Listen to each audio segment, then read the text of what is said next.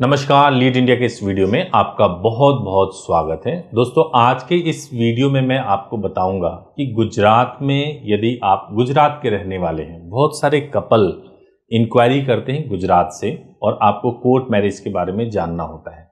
Actually हमारा जो purpose है, अलग अलग स्टेट के लोग अलग अलग तरीके से इंक्वायरी करते हैं, तो इसीलिए स्पेसिफिक स्टेट वाइज भी वीडियो बना देते हैं ताकि आपको इजी रहे, समझने में आसानी रहे। लेकिन कोर्ट मैरिज को अगर ठीक से अंडरस्टैंड करना है दोस्तों, तो आप इसी चैनल पे अनेक वीडियोस आपको मिलेंगे। मैं दावे के साथ कह सकता हूं कि एक बार अगर आपने इस चैनल के बाकी वीडियोस को भी देख लिया तो कोर्ट मैरिज को लेकर के कोई कंफ्यूजन नहीं होगा। अब मैं आपको बताऊं कि अगर आप गुजरात के रहने वाले हैं, अगर आपको शादी अहमदाबाद से करनी है, सूरत से करनी है, भावनगर से करनी है या गुजरात के किसी भी सिटी से करनी है, तो आपके लिए ये वीडियो बहुत ही यूजफुल हो सकता है।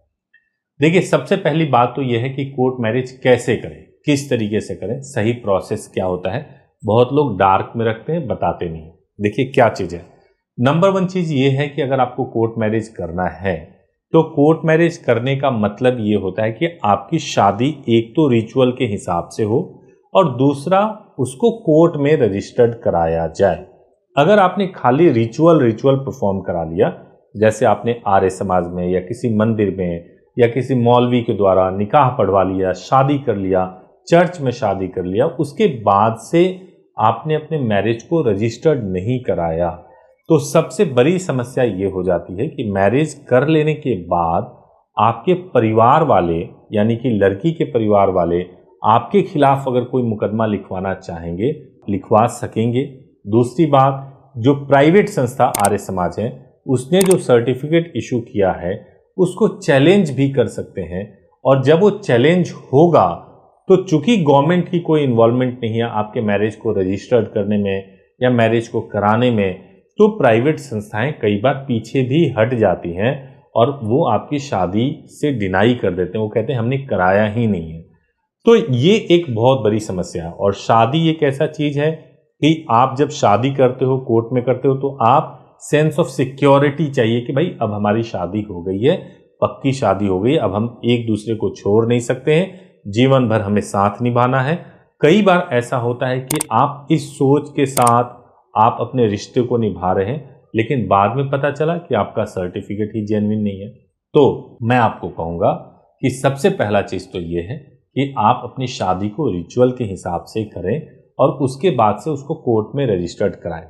अगर आप गुजरात में ही भावनगर में करना चाहते हैं या फिर आप अहमदाबाद में, सूरत में, किसी भी सिटीज़ में करना चाहते हैं, तो वहाँ पे जो मैरिज को रजिस्टर्ड कराया जाता है वो नगर निगम में रजिस्टर्ड कराया जाता है। नगर निगम में जब मैरिज को रजिस्टर्ड कराने के लिए जाते हैं तो कई बार विटनेस के तौर पे जो है फैमिली को बुलाया जाता है और मैरिज को रजिस्टर्ड कराना एक मुश्किल टास्क हो जाता है।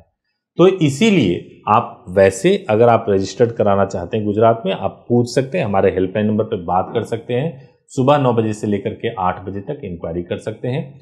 आप वहां पर भी मैरिज करके रजिस्टर्ड कराना चाहेंगे तो हो जाएगा।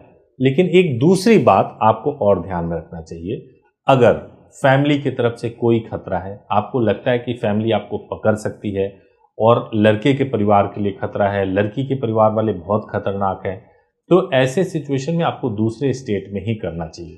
क्योंकि दूसरे स्टेट में जैसे आप मैरिज करेंगे, दूसरे स्टेट में गुजरात की पुलिस जब आपको ढूंढने के लिए जाएगी, आपके मैरिज को सत्यापित करने के लिए जाएगी, तो दूसरे स्टेट के पुलिस से परमिशन लेना पड़ेगा। और दूसरे स्टेट की पुलिस इलीगल करने के लिए उनको कोई परमिशन नहीं देगी, क्योंकि सबके नौकरी को खतरा हो जाएगा, तो वो नहीं करते। तो बेहतर तो ये होता है कि दूसरे स्टेट में ही जाके मैरिज करें। अगर आप चाहते हैं कि दूसरे स्टेट में करें तो आप मुंबई से कर सकते हैं, आप दिल्ली आ सकते हैं तो दिल्ली से कर सकते हैं।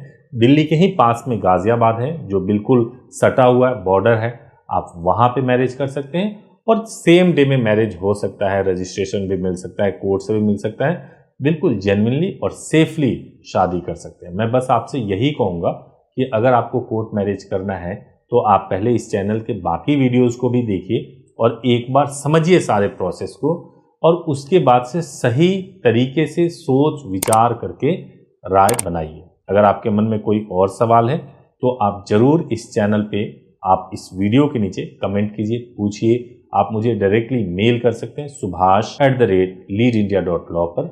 आप हमारे हेल्पलाइन नंबर 8800444555 पर 9 बजे से लेकर शाम को 8 बजे तक कॉल कर सकते हैं। हमारी वेबसाइट है leadindia.law पर, उस पर आप विजिट कर सकते हैं और अपने सवाल को पूछ सकते हैं, फ्री में पूछ सकते हैं, आपको उसका जवाब मिल जाएगा। उम्मीद है आपको इस वीडियो से लाभ मिला होगा। अगर मिला हो तो ज़रूर चैनल को सब्सक्राइब कीजिए, बेल आइकन प्रेस कीजिए। Thank you so much for watching this video.